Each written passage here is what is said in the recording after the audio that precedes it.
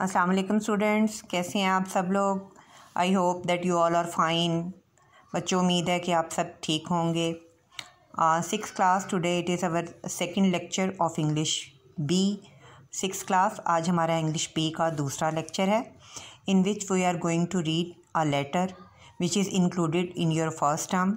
आज हम अपना एक ख़त जो है जो आपके सेकंड टर्म में शामिल है उसे पढ़ने जा रहे हैं।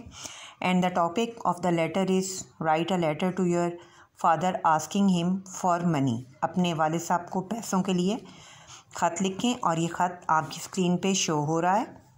बच्चों, यहाँ मैं आपको बताती चलूँ कि ख़त के जो हैं वो टोटल 10 मार्क्स होते हैं। मैं ये ख़त जो है इसे पढ़ूँगी और उर्दू में ट्रांसलेट करूँगी ताकि आप इसे अच्छी तरह जो है वो समझ सकें।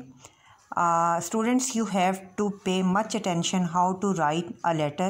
The pattern of writing letter is quite different from the application pattern। बच्चों, आपने ख़त लिखने का जो ये तरीका है इस पे बहुत ज़्यादा ध्यान देना है। ये दरख्वास्त लिखने से काफ़ी हद तक मुख्तलिफ होता है, यानी ख़त लिखने और दरख्वास्त लिखने का जो तरीका है, जो पैटर्न है, उसके में आपस में काफ़ी फ़र्क होता है।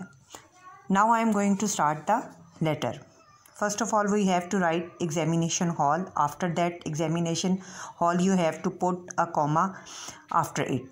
एग्ज़ामिनेशन हॉल के बाद आपने जो है वो कॉमा आप लगाना है। और बच्चों, इसमें आपने पंक्चुएशन का बहुत ज़्यादा ख्याल रखना है। पंक्चुएशन यानी आपने कहाँ पे कॉमा लगाना है, कहाँ पे फुल स्टॉप लगाना है और कहाँ पे आपने क्या चीज़ जो है वो पुट करनी है। इन सब बातों का आपने बहुत ख्याल रखना है। After writing examination hall you have to write the name of your city या सिटी ABC। सिटी के बाद आपने किसी किस्म का कोई मार्क नहीं लगाना। A और B और C के बाद आपने जो है सिर्फ A और B के बाद आपने कॉमा लगाना है। उसके बाद निचली लाइन में आपने डेट लिखनी है। डेट के रेफरेंस से ख़ास बात बच्चों मैं आपको बताती चलूँ कि जब आप लेटर या एप्लीकेशन लिखें तो कोशिश करें कि डेट आप उसी दिन की लिखें जिस दिन आप ख़त या एप्लीकेशन जो है वो लिख रहे हैं।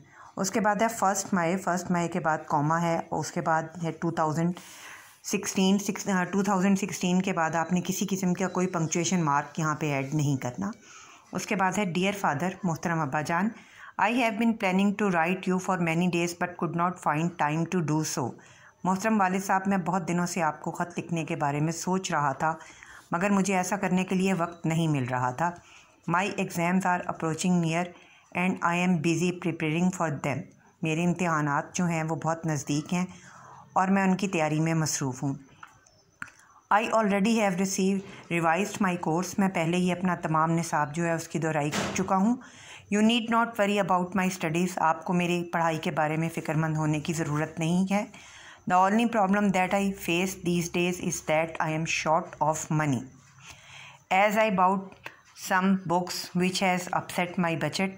इन दोनों एक वाहिद मसला जिसका मैं सामना कर रहा हूँ वो ये है कि मेरे पास पैसों की कमी हो गई है, क्योंकि मैंने कुछ किताबें ख़रीदने के पे अपने पैसे जो हैं वो ख़र्च कर दिए हैं, जिसकी वजह से मेरा बजट जो है वो आउट हो गया है या अपसेट हो गया है। I shall be grateful to you if you send me at least 2000 rupees. और अगर आप मुझे कम से कम 2000 रुपये और भिजवा दें तो मैं आपका बहुत शुक्रगुज़ार होऊंगा। Now at the ending part of the letter, the most important part of the letter. बच्चों, अब हमारे ख़त का आखिरी हिस्सा है जो कि बहुत अहम है।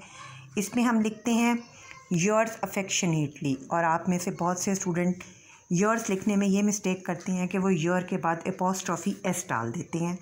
बेटा, इसमें एपोस्ट्रॉफ़ी S नहीं आएगा, बल्कि आप योर्स के साथ वैसे ही S लिख देंगे और अफेक्शनेटली के बाद आप जो है वो कॉमा पुट करेंगे और उसके बाद आप XYZ या अपना नाम भी लिख सकते हैं। आई hope that you all have understand the lecture. मुझे उम्मीद है कि आप सबको मेरा ये लेक्चर जो है ये समझ आ गया होगा और आपको ख़त की समझ आ गई होगी। बच्चों, आपने इस ख़त को अच्छी तरह याद करना है और उसके बाद आपने इसको अपनी कॉपीज़ में लिखना है। Thank you very much. अल्लाह हाफिज़।